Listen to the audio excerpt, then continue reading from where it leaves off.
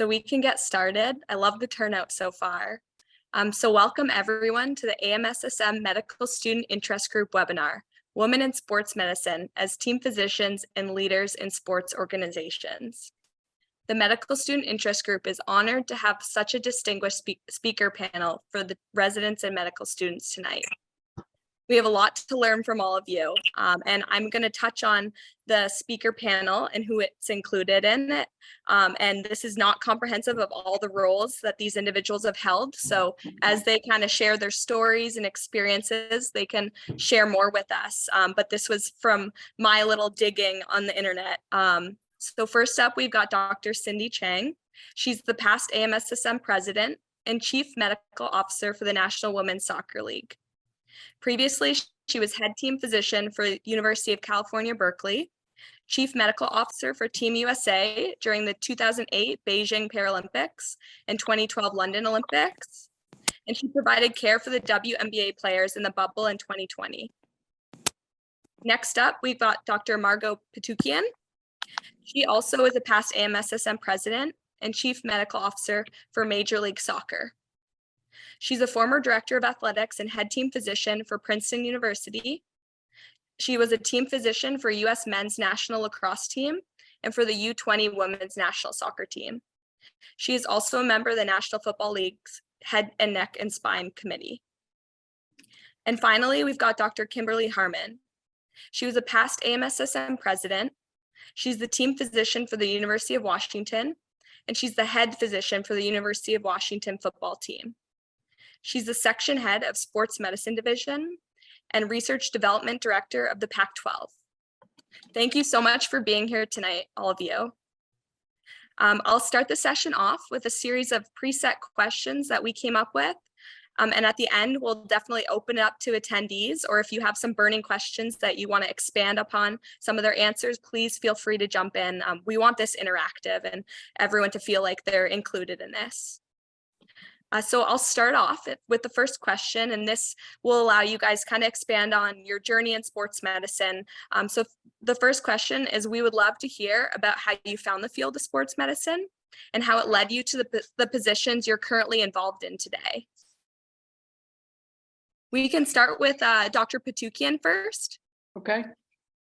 Well, thanks. First of all, it's great to be here tonight, and for full disclosure, Cindy and myself and Kim are great friends, and so hopefully we won't digress. But I actually, probably similar to a lot of different folks, got interested in sports medicine when I was an undergraduate playing soccer and got hurt. Sort of spent a lot of time in the training room. Had no idea what I wanted to do after college.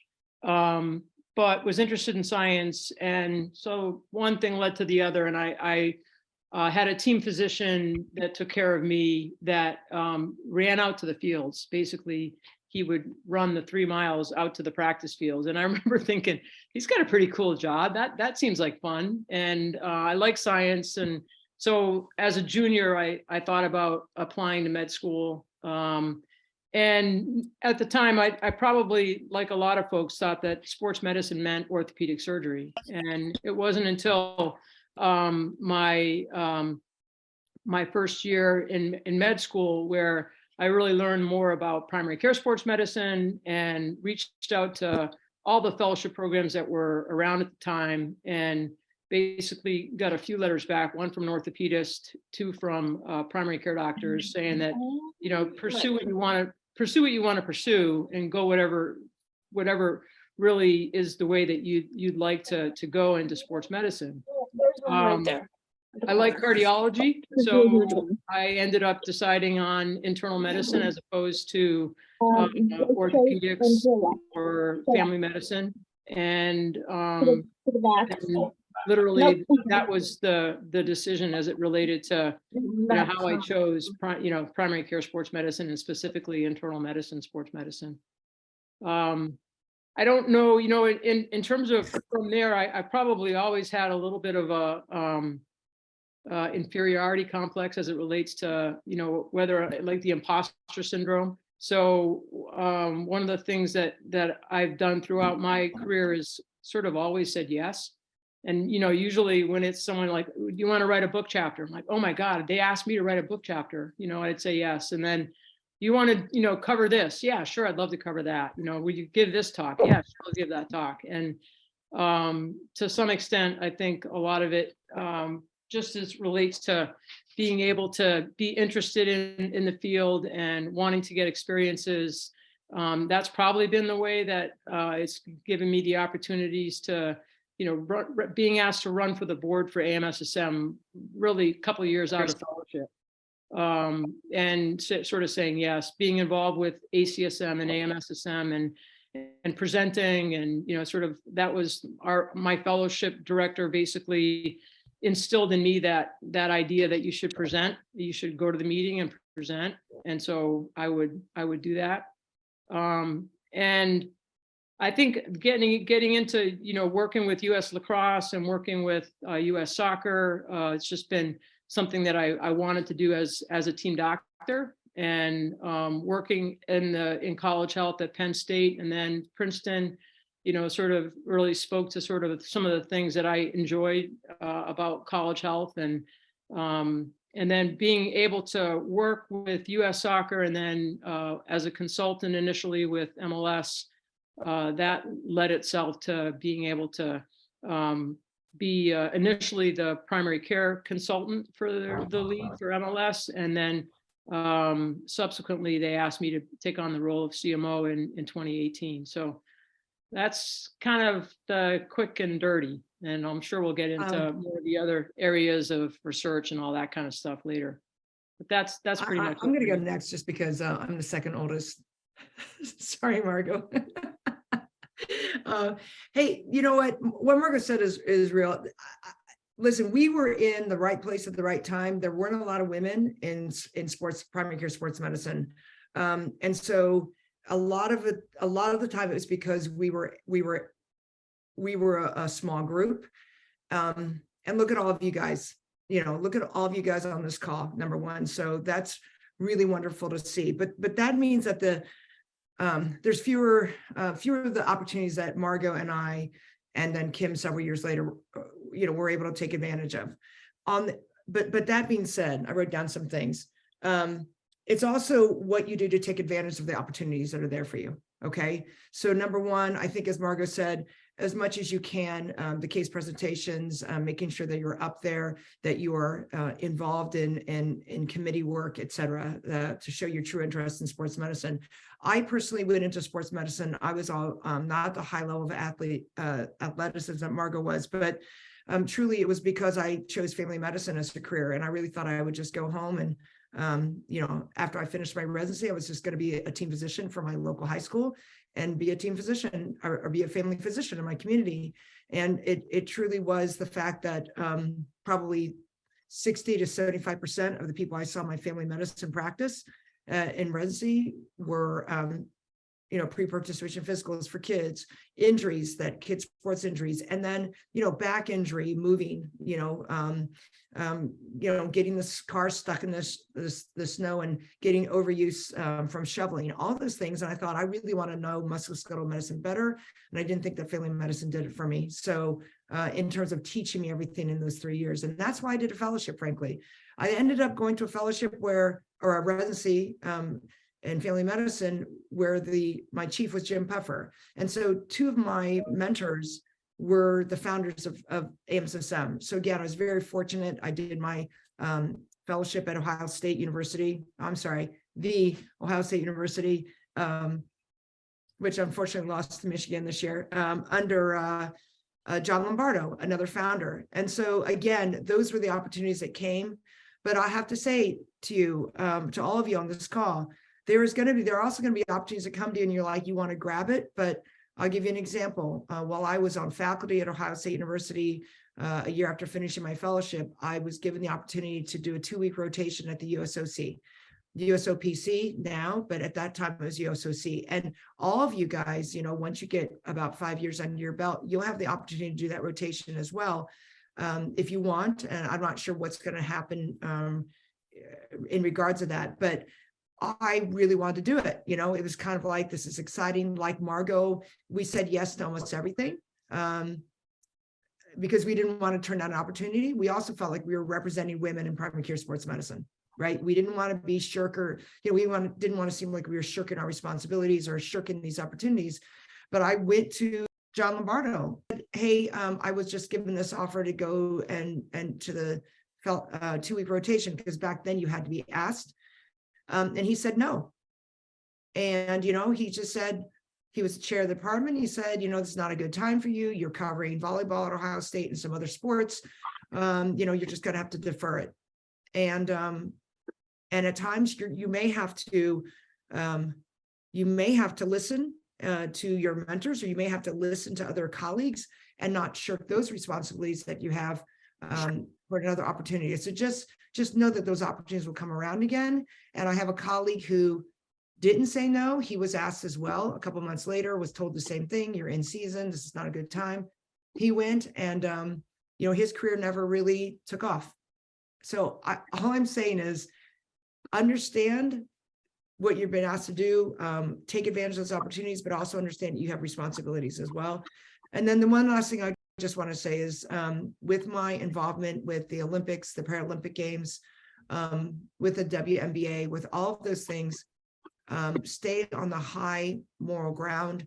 Don't do things that ethically you think are questionable. Do really what's right.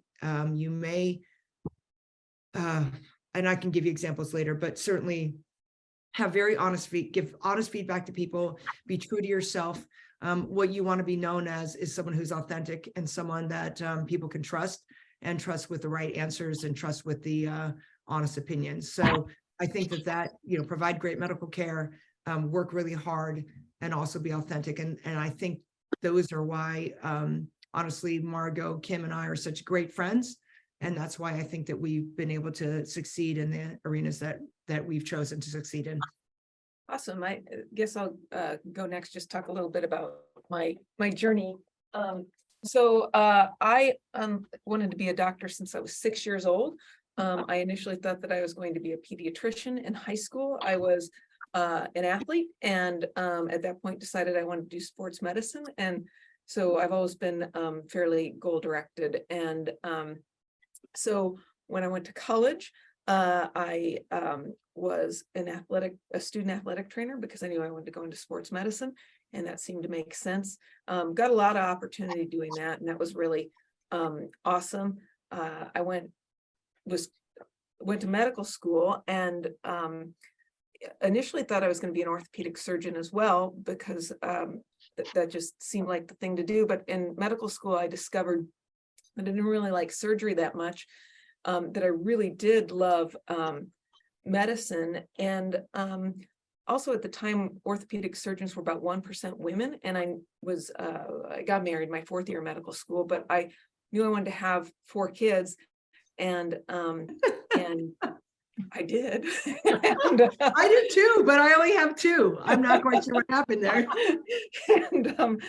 And at the time, I'm like, gosh, if I do a 5-year residency and then I do a fellowship, I'm like pretty old by the time I can start having kids. I'm not sure I can squeeze 4 in. And Wow. yeah, exactly. And so about that time, I met somebody who was in primary care sports medicine, and invited me up to do a rotation as a 4th year medical student. And I did that, and I'm like, this is exactly what I want to do. I went into family medicine initially because I thought it was the best route to get into sports medicine. And you know, because there were more residencies, more fellowships available to people with family medicine. I really fell in love with family medicine while I was doing my residency, and which was sort of surprising to me, because initially it was just a path to sports medicine. And then did my fellowship and came out to Washington, and I've been here ever since. So that's my story. Thank you so much for sharing. I love those stories, and I feel like we'll be able to dive deeper into some of these more stories and examples of things as we go along. Just thinking about the next question, we would love to hear the importance of mentorship to you all. How did you seek out mentors throughout your career? And what makes a good mentor in your eyes?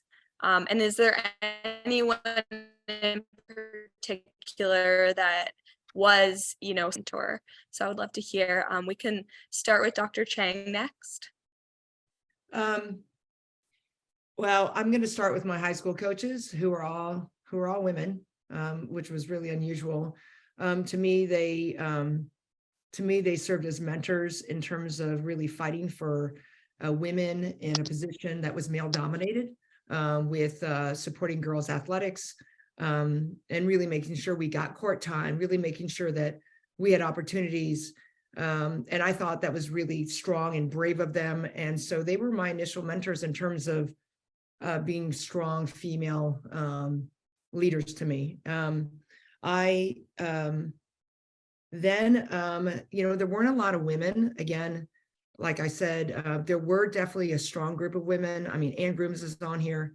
Ann was part of a group of women that were a couple years older than us. And, they had started their fellowships, or they'd been, starting with their interest in sports medicine. And they were certainly there, but those were only, they were only there. We would see them once a year, right, during the AMSSM meetings.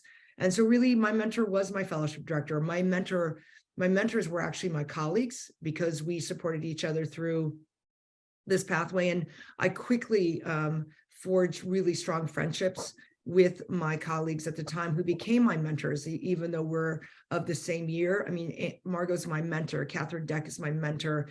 Kim Harmon is my mentor. I will call these really close friends of mine on a pretty regular basis to ask their opinions about things. And so, a mentor doesn't certainly have to be someone who is older than you or more educated than you or anything like that. They can also be your colleagues. So I do want to point that out.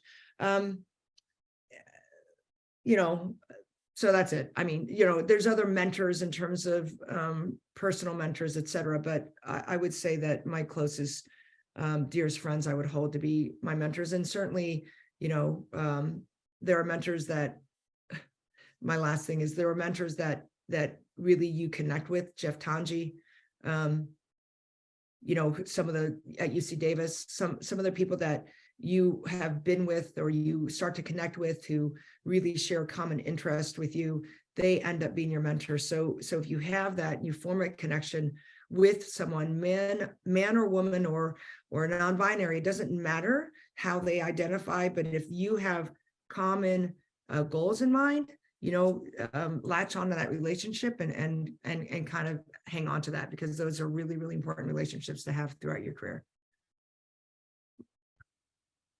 Yeah, I would echo some of what Cindy is saying. I mean, I think the term sort of mentor is a little bit sort of thrown around these days. And I've had people sort of email me out of the blue and say, will you be my mentor? And to me, that's not just like possible, because that's like a mentor is somebody who those relationships really develop with organically.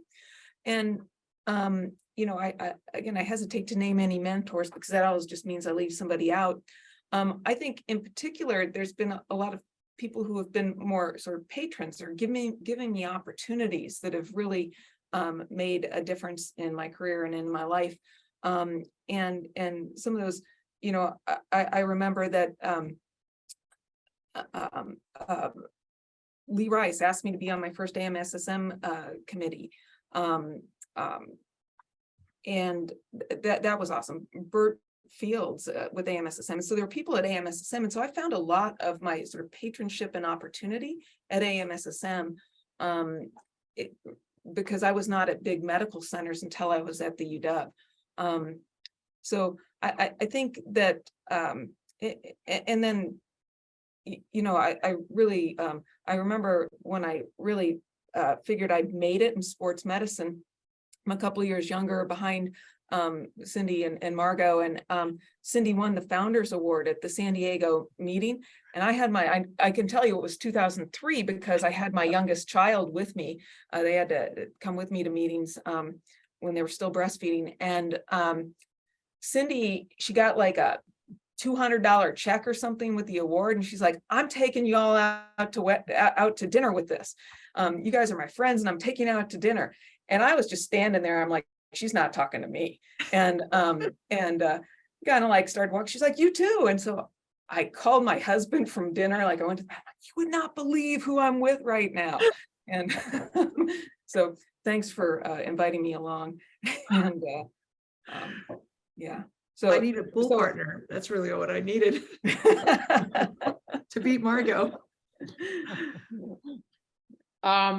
Well, I think mentorship is really important. And again, I mentioned before that I sort of have always felt like a little bit of an imposter in terms of being smart enough to be in this role. But I think there's certainly been a lot of people that have been incredible mentors for me. And one of the people that wrote back to me when I was in med school was Doug McKeag. And that's where I ended up doing my fellowship at Michigan State.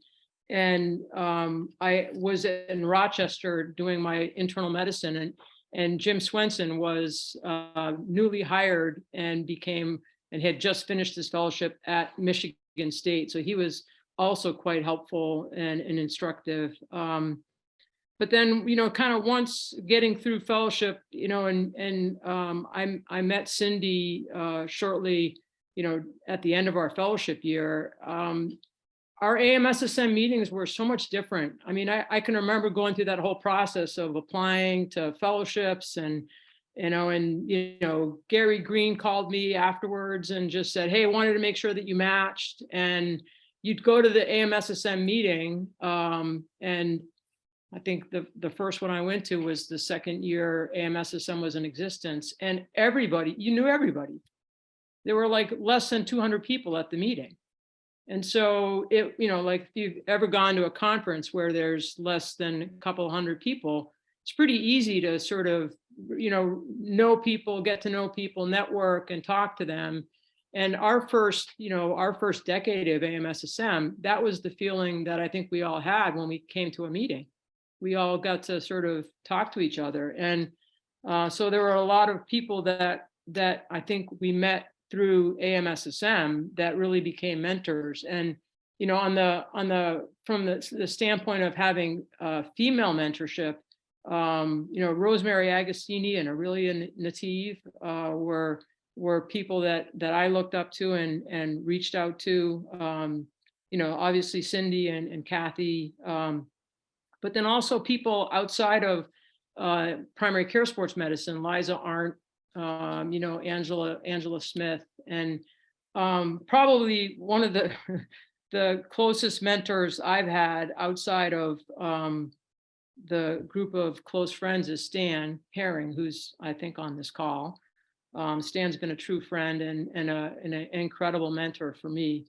But again, I think when we think back on there was a very small community within AMSSM, and a lot of the folks, Brian Halpern was constantly calling me and saying, hey, you can do this. You're going to be on the board. You're going to do this. You're going to take over for the foundation, and constantly getting a phone call from Brian and Lee Rice and Jeff Tanji. I mean, some of the other folks that again you could develop relationships with, naturally as Kim mentioned, sort of organically. And when I first started at Penn State, I was really, it was being thrown into the fire. So there were a lot of people that I had met during my fellowship year within the Big Ten that I could sort of call on, Greg Landry or other people that you would just say, how do I handle this? What do I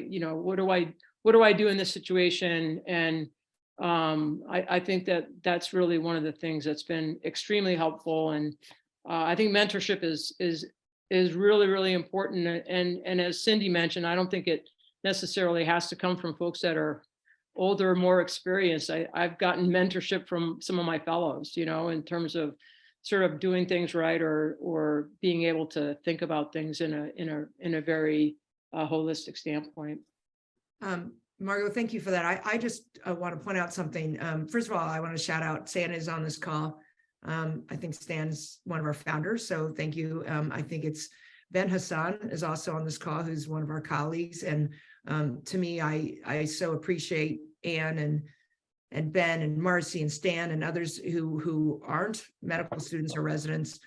Brandy Waite's here too from UC Davis, who are on this call too, who can, certainly chime in as well. But we talked earlier before a lot of people got on about allyship and about, one of our past presidents, Chad Asplund, talked about who were mentors. And, he mentioned that, your mentors can be men, your mentors can be women. Again, like I had mentioned, they can be non-binary, but your mentors are those who really help guide you in a way. And we are a big organization now, which is exciting. It's great. It shows how much we've grown, but how you can get that mentorship, how you can make those organic connections is by joining committees, is by looking at our website, seeing what type of committees we are offering, what really interests you, and going to those committee meetings and participating in the Zoom calls and really working on a project that AMSSM was working on that interests you.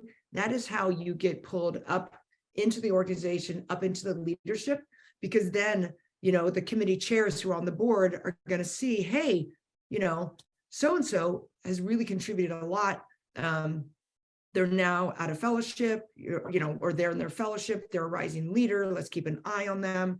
And then, you continue your pathway, and all of a sudden you'll get invited, to maybe, run for the board. Now, it's not as easy to get on the board of directors as it was when we all were on it, because there's more of us, right? There's more of us, and it's not unusual to run several times before getting nominated or getting elected, because that's and it's like our country. We would like to increase voter turnout in AMSSM because that's really, really important. But certainly there are things that you can do to nourish those relationships, and one of the ways you can do it is by becoming more involved, and that way you broaden your contacts, you broaden your mentors, or as Kim calls them, you used the Catholic term, Kim. I said patron. Patron. It made me think of patron saints. Sorry. So your patrons, or however you want to term, you can broaden that group beyond your small community, your circle of people, and broaden it more nationally within our organization. So just to add on to that, I'd say joining committees is the most reliable way to get sort of noticed, but not just join a committee, actually volunteering to do something and then do it. Because having been a committee chair a lot, there's a million people that want to be on the committee. Half of them will volunteer to do something, and maybe 10% of them will actually do it. And so if you say you're going to do something and actually do it, you get noticed.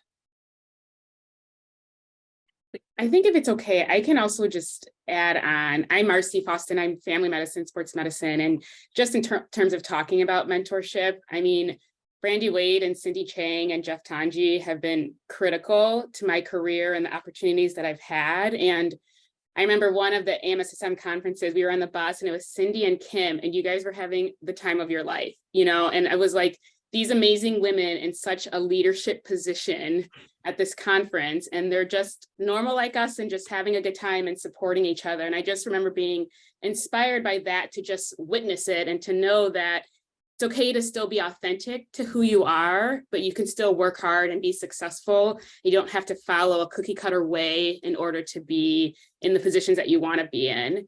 And I'm so grateful for that. And Cindy, even now, is like, here's an opportunity, you should do it. But I also think an important part of the mentorship is for you guys to say no, like, you're not ready for this right now. Do not do that. This is not your time. This is not your time. And then I feel like as the mentee, when someone does say yes, and even if you do feel nervous about it, that you can feel confident that they are setting you up for success. And I think that's been really critical with that. And even at UC Davis, I'm under the PM&R department, which I will be honest, I did not know what PM&R was because I didn't have it in medical school or in residency. And that's where my home base is right now, because it allowed me to do my work with USA Gymnastics. And Brandy Waite was critical to that. That was never even a thought in my mind of what my career could look like. And I've been able to, do what personally and professionally accomplish those goals that I have because of these women around us who are lifting us up, including, I will add on, Jeff Tanji, who has been absolutely inspirational. And so when you find people, like they're saying, hold on to them and say thank you. Such important advice. And I think it's so great. You guys all touched on the fact that AMSSM has grown so much. But I think all the medical students and residents that have even attended, the past year's meeting and in recent meetings, we can all attest to the fact that what you describe as that supportive, close-knit culture that really was from the beginning, it really holds true today. So really appreciate that advice. And for any medical students and residents, definitely attend this year's AMSSM meeting if you can. And then you can get on join those councils and those initiatives. So Or the you can next, see us out on the dance floor. Yeah, exactly. even better. Yeah, the foundation party, small donation, Small really good donation food, gets you to the foundation party. 2 drink tickets, really great food, and a lot of dancing. And, it's really easy to approach someone on the dance floor. That's probably what we were doing on the bus. We were doing. And, the other thing we'd like to do is, like, if I'm on the elevator and I don't know someone that gets on, it's always like, what's your name? Who are you? And that is okay to do, is to talk to people and ask who they are and introduce yourselves, right? Put yourselves out there. We're all in the same organization. Right. And then next question that we had prepared is, and we'll get into some questions from the audience as well, because I just definitely want to hit some of the ones that were put in the chat. But the next question is, what are some of the unique challenges that you had to face being females in a male-dominated field of sports medicine, especially pertaining to NCAA, collegiate athletics, professional, as well as Olympic and Paralympic levels? And how did you navigate those challenges? I'll start that one. I think that the first thing I noticed when I got out of fellowship was that everybody wanted me to do disordered eating and female athlete triad. And while that's a super, super important thing, it is not my interest. I've always been a huge football fan and other sports too. But I wanted to do football. And so I think that there was some resistance to that. I mean, just because you're female doesn't mean, that a male can't do female athlete triad or that we have to. So sort of redirecting and a lot of my female mentors or colleagues who are older than me were interested in that sort of category. And so they would offer me sort of opportunities in that. And it was sort of hard to say, no, that's not really my gig. And I didn't at first. And then I realized that like working on something that you're not interested in is not a good recipe for success. The other thing, I've been sort of the lead in our section and things like that. And there have been lots of times where my male colleagues who report to me have gotten paid more than me. And that sometimes still continues to be the case. So that's always been irritating, and mostly I just get irritated. Once it actually prompted me to go apply for a job somewhere else, and that solved the problem for a little while. So I would, and then I know that some of my male colleagues have gotten opportunities because of their male, and that I've been overlooked because of that. And I don't know. It's one of those things, because I also know that I've gotten opportunities because I'm female and people are looking for gender balance on a panel or whatever. And so I guess, it's caused some problems. It's created some opportunities. And at the end of the day, you just got to kind of roll with it.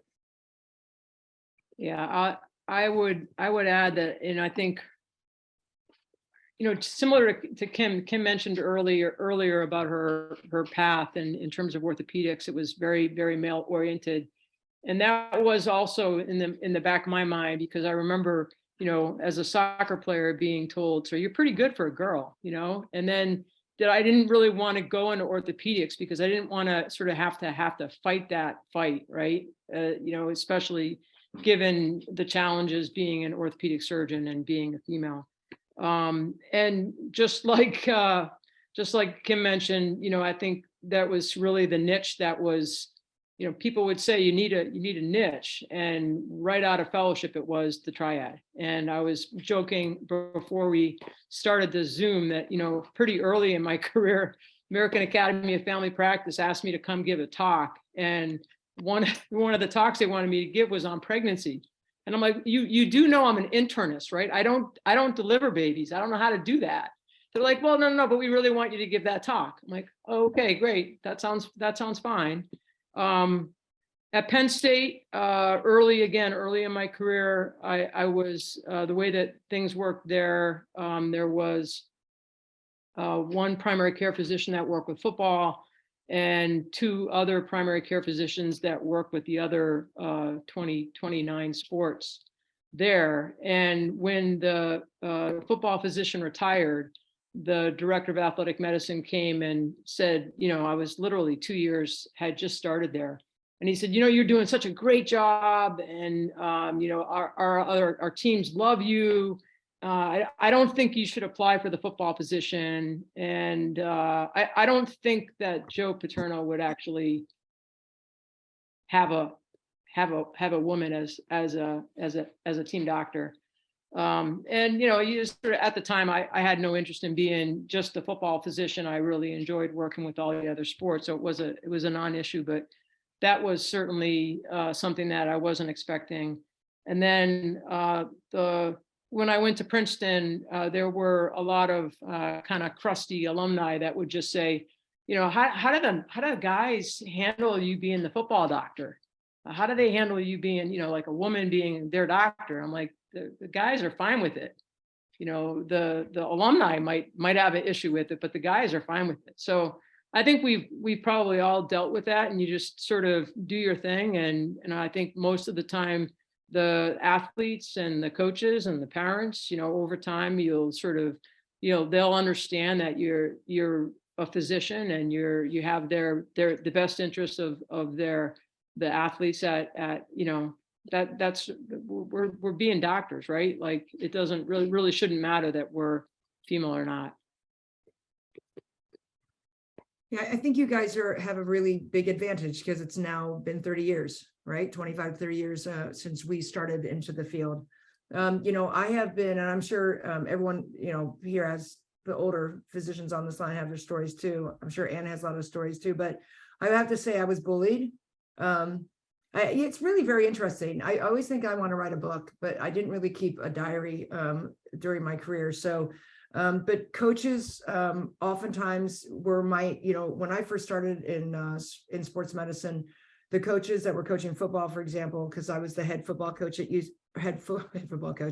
head team physician for football at Cal, and the coaches were twice my age. So they were like my parents. They never even had a female physician, much less a woman, an Asian woman, taking care of the football players. And so they would throw things around like, well, you never played the sport. Not that you don't have to play the sport, but it's much easier for them to say that to me than it would be to the man. They also would get things like, you're mothering the athlete. I'm sure they've never said to a male physician who's, protecting someone from return to play because it's too much risk, you're fathering the athlete, right? Let's see. I was almost kicked off the sideline because I had just a regular baseball cap on because they thought I was a student trainer. And so I actually started wearing a straw hat on the sideline so that I could be identified from the press box and everyone else that I was indeed the team physician. It was easier for people to find me too, because I'm really short, as Kim called me, at 5'5.5", mind you. And and then I was told, well, you can't wear that because it's not Nike. We're sponsored by Nike. You need to wear a Nike hat. And I think that, as Margot has said a couple times about this imposter syndrome, we need to start saying, we need to not fall under that. We need to say, we deserve to be here. We've worked hard to be here. And one of the things I did is when they told me about, getting a straw hat on the sideline, that's Nike, I said to them, I'm happy to wear a Nike straw hat. Just find me one, and I don't think that's my responsibility to check. Anyway, I diverged. So I think that one of the things too is that if you're challenged, for example, one of the comments that was made to me by a male coach was, if you're so good at what you do, why are you here working at student health? Because at that time I was on the UC Berkeley campus. And again, that stuff, I think back to myself, would they have said that to a male physician, you know, or do they feel like they can say that to me because I'm a woman? I was the first female CMO for the Paralympic Games as well as the Olympic Games. And again, I think at that international level, it's a little bit different because they're the women, I think internationally in sports medicine, depending on the country, have had sometimes a little bit of a different role or a greater role. I didn't have a problem at that level. And the professional athletes with whom I've worked, I haven't had a problem, primarily because I've worked in women leagues, right?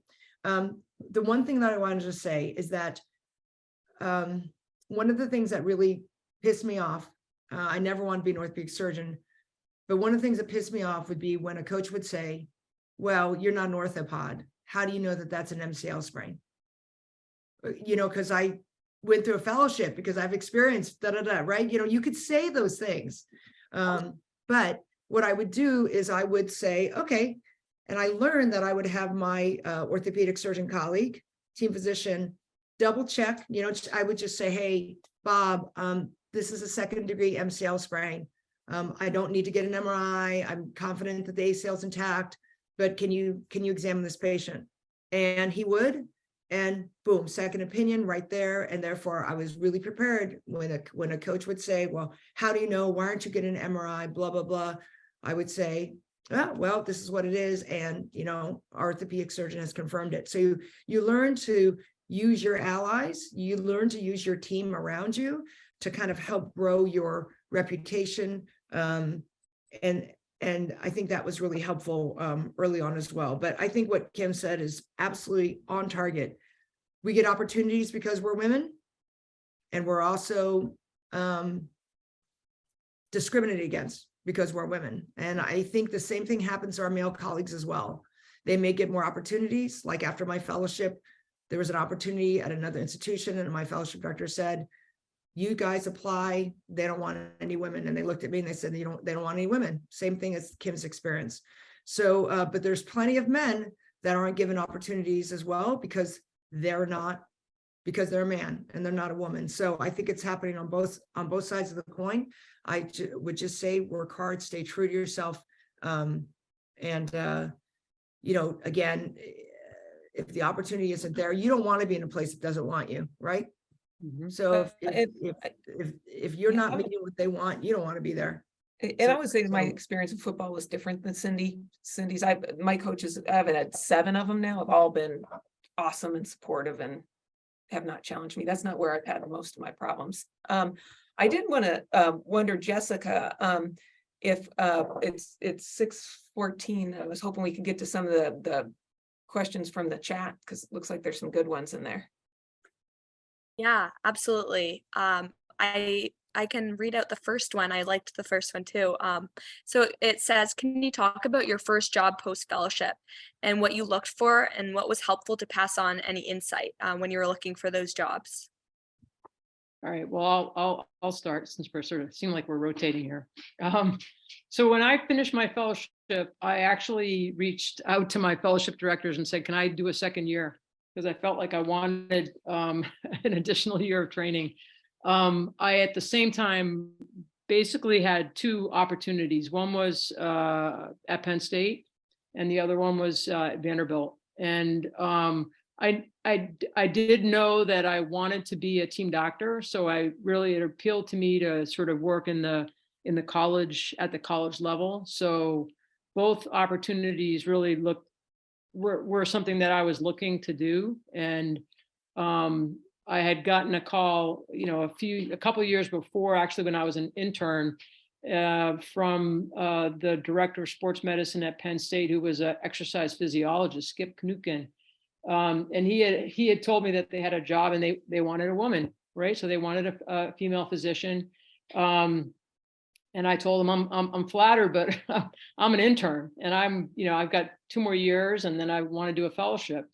The job was still available, and so that was one of the positions. And then the position at Vanderbilt, I ended up interviewing at Penn State and did not end up going down to Vanderbilt. But I knew I wanted to be a team doctor. I knew I wanted to work at the collegiate level, and I was really fortunate that I had that opportunity, because if I didn't, there weren't other opportunities at that same level other than that one other position. And what was important to me at the time, I mean, this is going to sound stupid, but if you were giving presentations, you usually used to take pictures and put them into slides.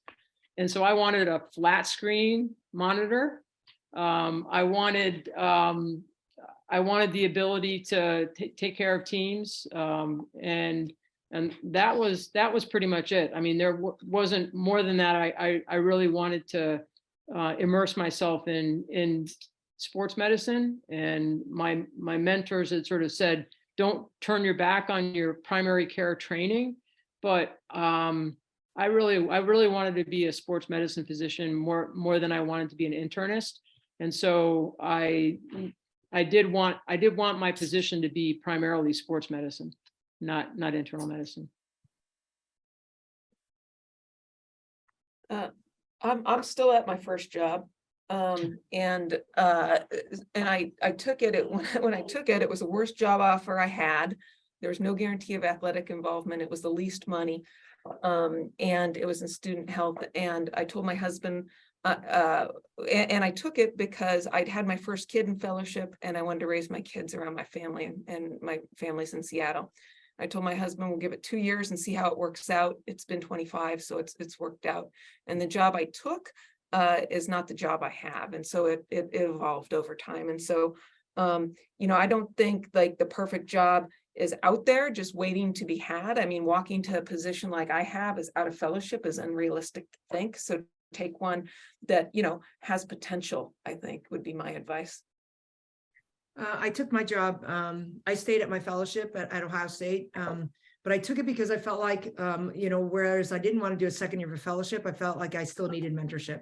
I still wanted people around me to guide me in my decision making. I knew I still had a lot to learn in terms of sports medicine, but also family medicine. So I joined the faculty in the Department of Family Medicine at Ohio State, where I did have the opportunity to be a team physician there. But I really continue to do procedures and sigmoidoscopies and vasectomies, and it was great. I kept delivering kids and things like that too.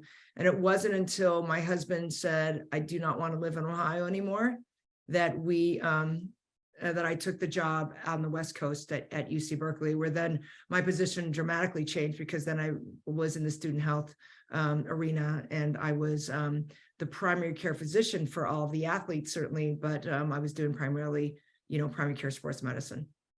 Yeah, I think the one thing that I would add is, when I ended up at Penn State, the way that it worked at the time was I was in the Department of Orthopedics and Sports Medicine, and it was basically the athletes would all the Penn State athletes would come to us for their care, including their primary care. So you would do like annual GYN exams, et cetera.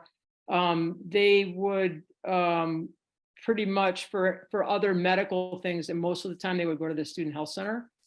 But it was in conjunction with physical therapy across the hall, orthopedic surgeons, team doctors in the same clinic, seeing patients from the community as well as the student athletes.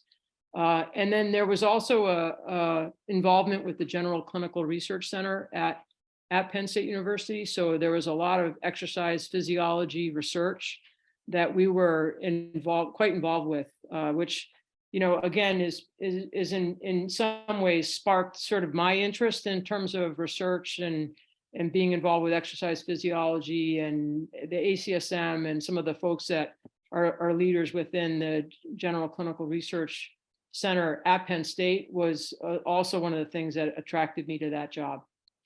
So just wanted to mention that. I love hearing these stories. It really kind of resonates, I'm sure, with all of us because you don't know what job opportunities are going to be available, but you kind of have to bet on yourself and take the opportunities as they come and find your passions like all of you did and look where you are today. So it's very inspiring. And then I will pull up one other question from the chat. So someone asked, Kelly asked, we would love to hear how, if you could share more about how you balanced your kids, family, and your work, especially with leadership roles, as well as I know some of you are involved heavily in research. So could you kind of talk to that, finding that balance as you moved through your career and took on these opportunities? I would say that the concept of balance is not a realistic one. I think that no matter what you do, you feel like something's getting short shrift, whether it's your family or whether it's your work or whatever, and there's just not ever enough of you. And so I feel like you need to prioritize your family, make sure that you're there for the important things there, and work as hard as you can. And hopefully you can do a better job than I did, but in terms of then just calling that good enough, because there's no such thing as balance in my book, and we should stop beating ourselves up about it and just do the best you can. I've been calling it a seesaw. I mean, you're never, if you hit the ground, that's a problem, but sometimes I'm barely like an inch off that ground. And so I agree with Kim. I would say this: if you have your network, you need a supportive network, whether or not it's your partner, whether or not, I've seen plenty of people who have had a partner or a social network or a family network that is not supportive of their role. They're not supportive that they're covering a Friday night football game. They're not supportive that they're on the road, to do what their passion is, which is, travel down and cover a karate tournament. And if that's an additional problem and you feel a tug of war going on internally about it, then you need to look at your relationship, that network, whether that's your partner or whoever the people that you love and are close to you. And you need to consider the career that you've chosen, because you have to rectify that, because if you don't rectify that now, it's not going to get better. We joke about this, Margot and Kim and I and Kathy and people, we joke about the fact that when you get married, for example, the things that irk you about your partner, they're only going to get worse. And you need to be prepared for that. And, so just know that. And I've known plenty of colleagues who are sports medicine docs, and they love their job. They love what they do. They went into it for a reason, but their partner or their family or their closest friends aren't that supportive. Like, hey, what do you mean you can't go to the concert with us tonight? And you're doing this, just bag on that. You know what I mean? And if that's what you're left with, you've got to just rectify that now. Don't go into fellowship, with that happening. And I know that Margot's partner loves sports, and Kim's husband loves sports, and Kim's husband loves sports, and my husband loves sports. And so that's easy. That's not to say that sometimes, he doesn't say, wait a second, why do you keep, volunteering your time? Why, it's not to say he doesn't do that, but it's enough though that it's a supportive, that if you choose to have children, for example, that partner is going to understand that this is your commitment and it's your love, and it doesn't mean, and they have to pitch it and help a bit more, right? Or be 50-50 in a relationship. I mean, I think my thoughts are just, I got married at the age of 43. It was a great wedding. It was a great wedding. It was a great wedding. Great dancing. And my husband has always been incredibly supportive of me and in my role. Has never ever said, I don't think you should do this because, for whatever reason. So I really think what Cindy said is accurate. It's really important that you sort it out. And it's not for everybody. I mean, there are plenty of people that would say no to things that I would just say, well, you know what, then your opportunities to be a team doc with a national governing body are, you have to say yes in order to get that opportunity. If you don't want that opportunity, that's fine. Or, if it's not for you, I think it's really important to sort of think about that in advance. But I've had conversations with a lot of the physicians that work in our league are not compensated. And, I had a conversation earlier tonight with one of them who's saying it's really hard for people to give up their Saturday night when they aren't getting compensated. I'm like, I understand it. I get it. I think the advice I would give all of you is that if you are working as a team doctor for a high school or for a college team or for whatever team, make sure you have an agreement and make sure you're compensated, whatever that means, whether it's financially or whether it's tickets or whatever works for you. Make sure you're compensated and make sure you're the issues related to liability are spelt out, and the issues related to, do you have the final say? Are you the one that makes a decision about return to play? Make sure that those are all spelt out in advance, because it doesn't take long for that time to be not worth it. If all of a sudden they don't care what you think.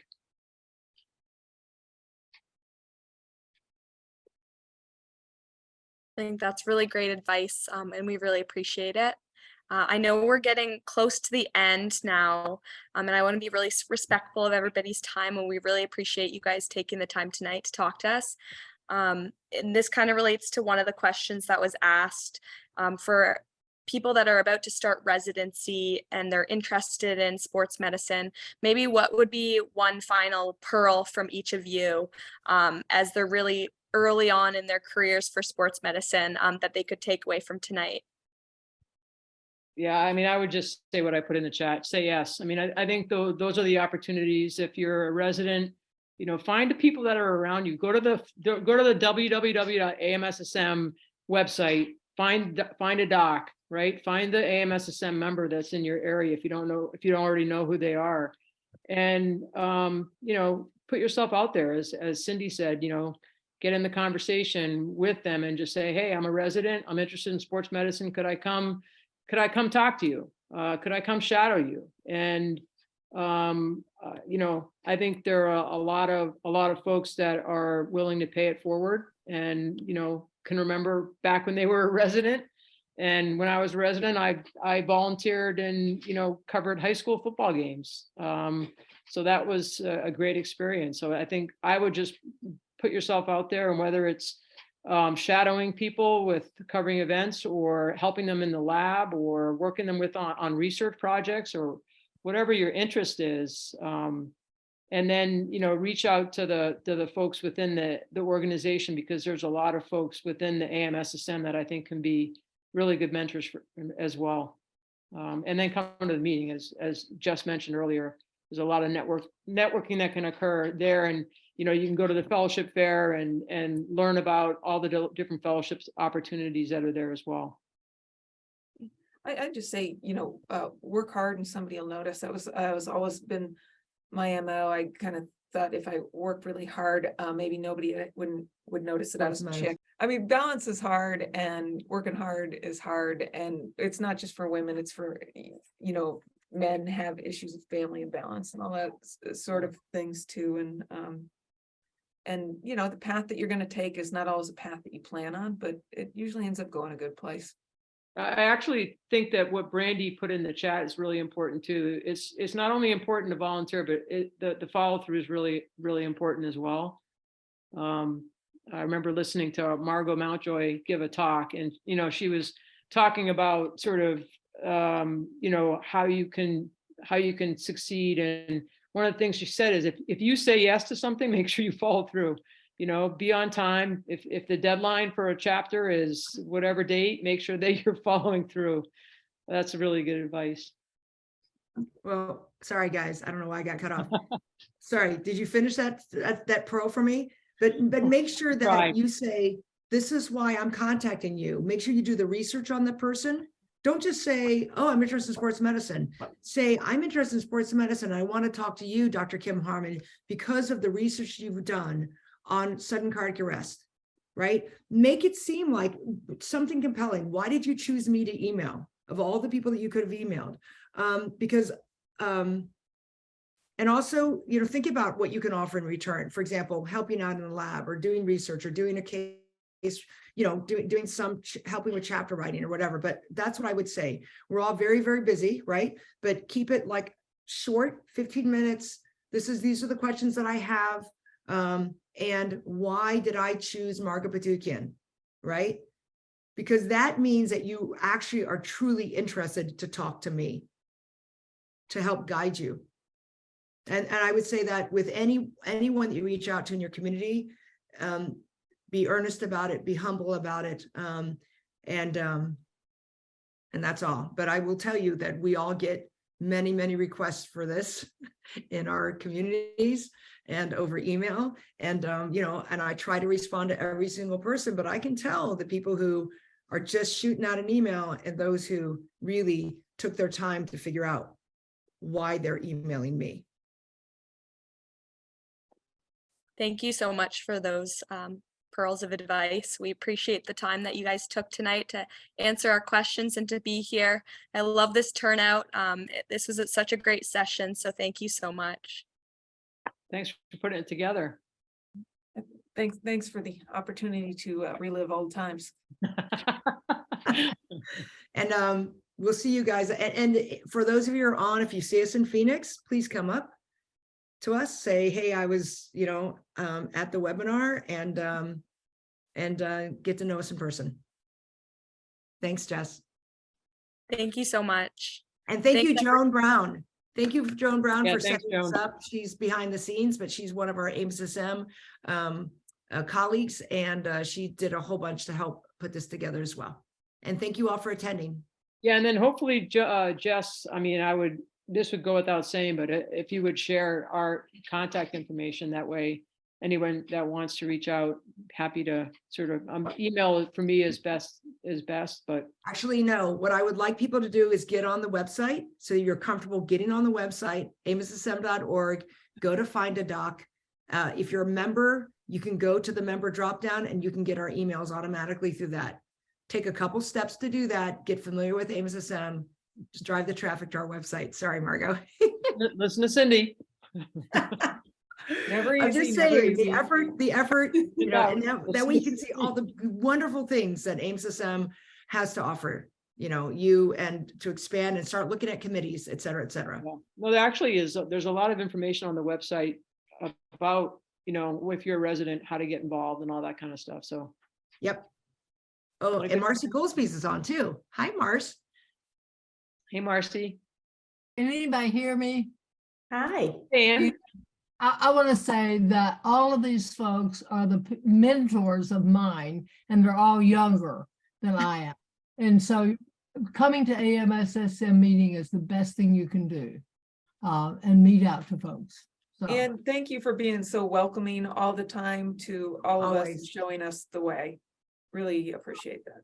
yeah. And you showed me the way in terms of fashion, and I have to say, I would see what you wear to the meetings and I'd go, I need to buy that. I need to get that. She looks awesome. Well, I was not even going to come to Phoenix this year until I started looking at the program and said, oh, wow, it's such a good variety for people like me who are not team physician anymore, but still seeing lots of patients. So it's really a good program. So everybody should be coming to Phoenix. And a plug from Dr. Goolsby, also get on AMSSM Collaborate. It is really a great forum. I'm on it in several different, areas, but it's a great forum for you guys as medical students and residents, and certainly for the fellowship one too. So get on those. Good job, folks. Thanks, Ann, for logging on, and everyone else. Have a good night, everybody. Okay, bye. Hi. Bye. Thank you.